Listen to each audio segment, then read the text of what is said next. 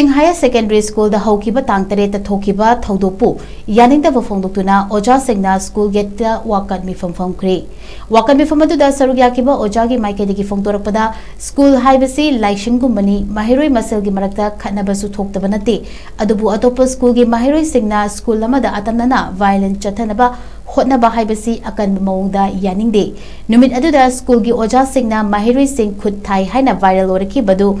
Adusu Yumpham Yaudabani Oja Amatana violence support taude Thokkhiba Thoudok adu society asigi Mami Chaungatai Maramaduna Mama Mapa Oiba Singnasu Lofum Thokpa Thodang Lobiu Haina appeal directly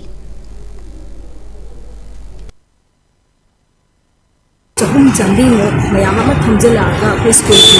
directly atmosphere da kai da piraktuna violence or activities may ani to kasida ko na mande ko na hinjaba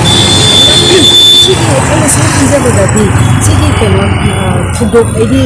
Thokkhiba Thoudok se society leiriba society sigi reflection na logic aduna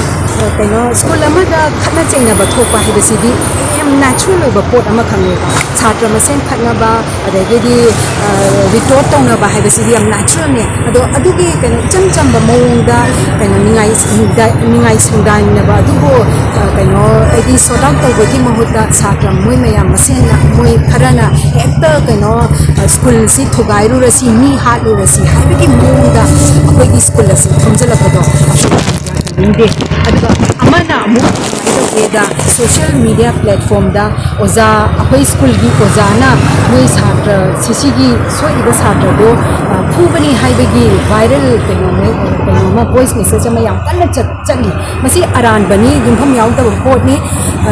oza amatna school da le go oza amatna violence ko support da ni ko da su khanna chaina ba thok na ba sa singna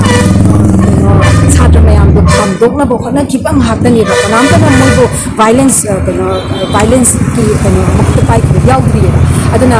sigumba Thoudok si aina hajeni ni si laiba chhatra sing si bi inkhaloiba chhatra sing sina akoi gi tumbi gumbi ron oigadori ba chhatra sing si bo mama mapa oiba singna akoi oza sing gi marak te gi oza mayam na akoi appeal tawjani ni madudi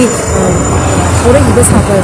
harol sing si bo inthijana warak wating diu aduga sigumba Thoudok se amuk na thokana ba sa